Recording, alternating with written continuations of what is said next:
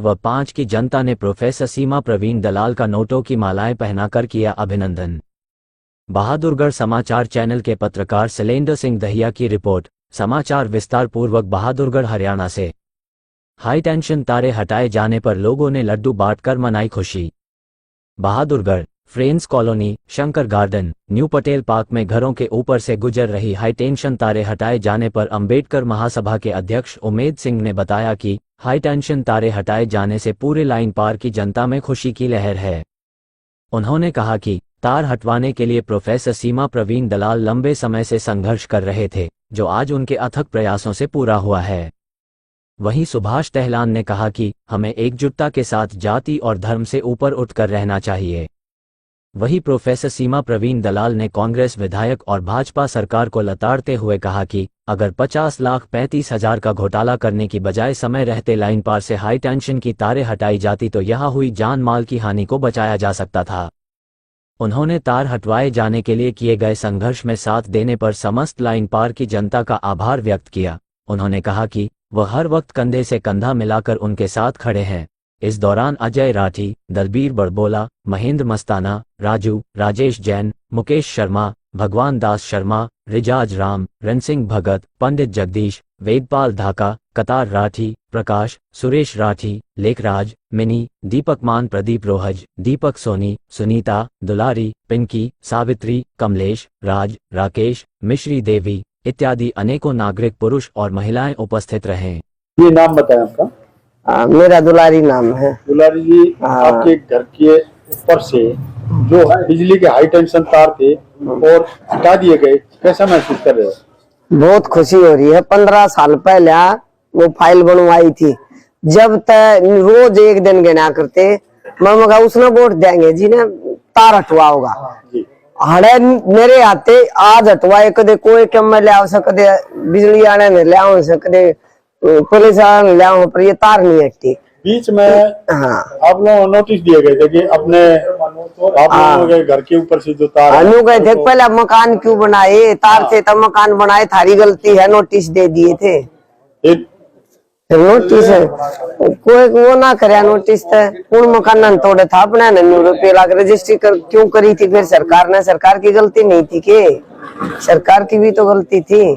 फिर यो टीवी प्रवीण ने दिए, कोशिश करी सबने और ये तार हट की। ये कौन सी गली है, कौन सी एक है? शंकर गार्डन गली नंबर 1। मेरे तो मकान के बीचों बीच का थे। अच्छा। छत पर का। अब ये जिंदगी मौत का जो खेल चल रहा था अब खत्म हो गया। हाँ, बॉर्डर था पर बड़ा ईसा हो गया, दोनों पहाड़ सर पर उतर गया। हाँ ठीक है। कौन सी आपकी वार्ड 5 नंबर वार्ड। हाँ, जिनके घरों के ऊपर से तार जा रहे हैं उनको क्या संदेश देना चाहोगे? संदेश उनना तो बहुत खुशी है, सबने उतर गए सबके। किसी की लपाई रह रही थी, किसी ने बड़का का डर था, किसी ने सब ने खुशी हो रही है। क्या सरकार तथा प्रशासन को धन्यवाद देना चाहोगे?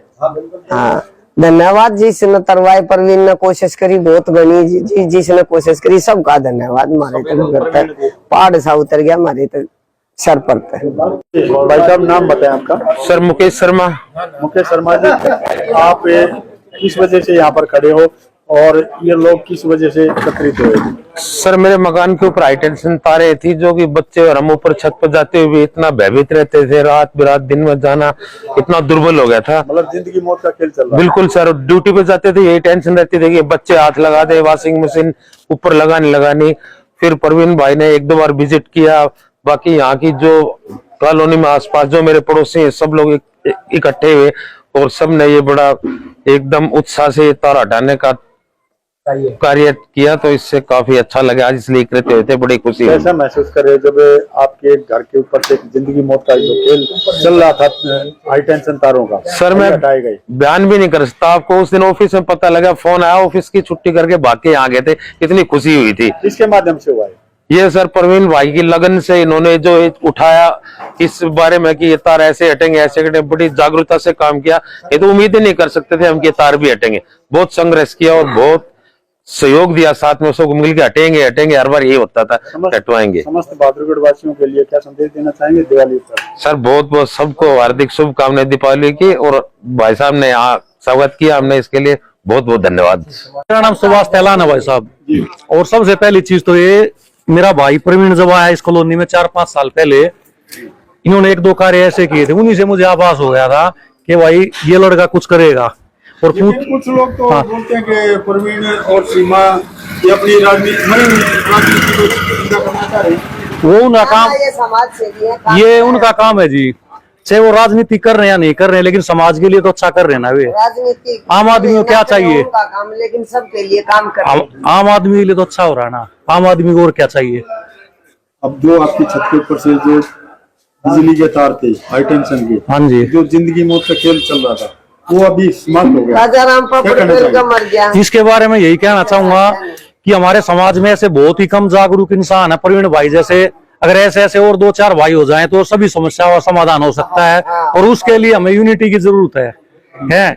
और वो तब होगी जब हम जाति धर्म इस चीज से ऊपर उठ के चलेंगे।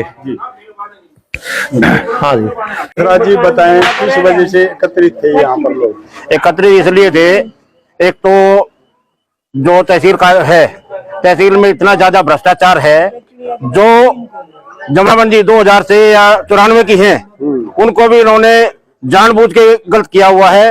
और 20-20 हजार रुपए उनको ठीक करने के मांगते हैं। आप कैसे सिद्ध करते हैं कि वो वहाँ पर गड़बड़ हो रही है? मेरे भाई की बदर 79 नंबर है, जो 31/8 को हरजीत पटवारी के साइन है, और गिरदावर के 30/9 के साइन है।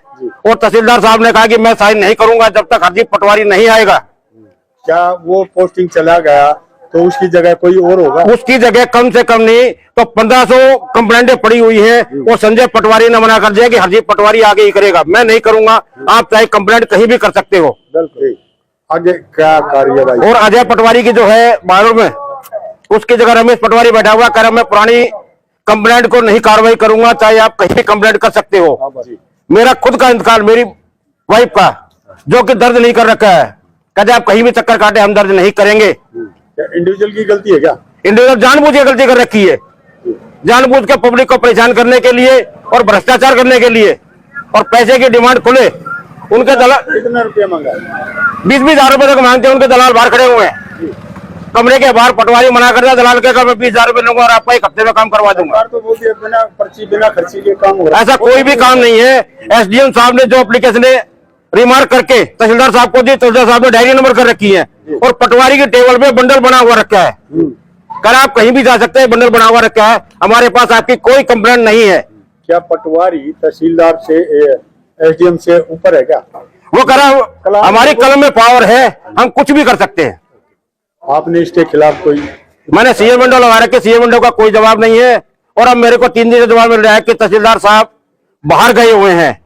हमें सूत्रों से पता लगा है कि तहसीलदार साहब की सिवानी में एफआईआर लॉन्च हो चुकी है, जिस कारण वो भागे हुए हैं। जी बताएं, आज यहाँ पर आपको सम्मानित किया गया, किस वजह से सम्मानित किया गया? ये जो हाई टेंशन तारें थी, ये स्टार्टिंग में 2014 में जब मुख्यमंत्री मनोहर लाल खट्टर जी बने थे, उस टाइम पे झज्जर में फर्स्ट टाइम आए थे। उस टाइम उन्होंने घोषणा की थी कि बहादुरगढ़ से सभी हाई टेंशन तार हटने चाहिए, लेकिन उसके बाद लाइन पार के तार आज तक नहीं हटे थे। वो क्यों नहीं हटे थे? क्योंकि 1,91,91,00,000 का बजट मंजूर हो चुका था। नरेश कौशिक विधायक थे उस टाइम पे। नहीं, नरेश कौशिक जी तो बोले कि हमने इसका बजट पास करवा लिया, मुख्यमंत्री के पास जाकर के हम इसको क्लियर करा ले।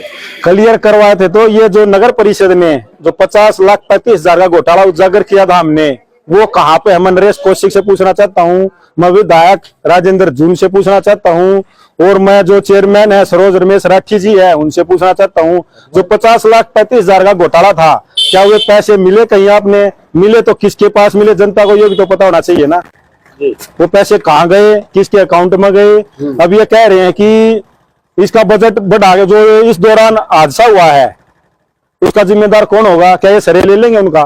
बिजली विभाग की तरफ से नोटिस आए हैं, नोटिस आए थे, वे रद्द करवा दिए हैं। वो जी राठी जी थे, कपूर राठी, नफेशन विधायक राठी जी थे, उन्होंने बड़े जोर शोर से ये मुद्दा उठाया था, वे नोटिस भी रद्द करवाए। नोटिस दिए थे कि मकान हटाओ, तारे पहले लगी हुई हैं, मकान तोड़ने पड़ेंगे आपने। लेकिन ये अनलीगल है, क्योंकि मकान रजिस्ट्री किसने करी? मकानों की गवर्नमेंट ने करी। पैसा कहाँ गया वो?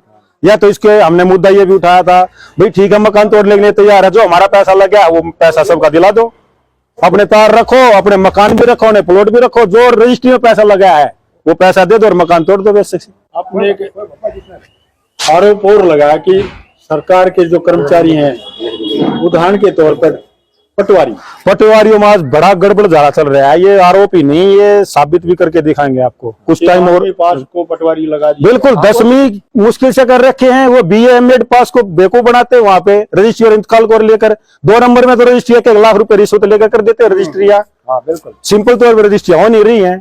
जिस प्रकार से उनके असिस्टेंट सरकारी नौकरी निकाली जाती है, फॉर्म निकाले जाते हैं, एक पोस्ट के लिए काफी फॉर्म आते हैं। पटवारी अपने घर असिस्टेंट काम कर रहे हैं, 8,000 सरकार खर्चा ले रहे, तो उसके काम भी तो करो ना। खर्चा ले रहे, जिसकी ड्यूटी और ड्यूटी भी तो करो ना। चेक करो, एरिया में आओ, अनलीगल कॉलोनी आता है उसको रद्द करो। रजिस्ट्रिया क्यों कर रहे हैं वहाँ पे? रजिस्ट्रिया हो गई, इंतकाल से डानी रहे हैं, ऑनलाइन से डानी रहे हैं, गलती पब्लिक की बता रहे हैं। क्या संदेश देना चाहोगे सरकार को? सरकार को यही संदेश है कि पब्लिक को परेशान ना करे, वरना वो दिन दूर नहीं है जो आपको उखाड़ फेंकेंगे।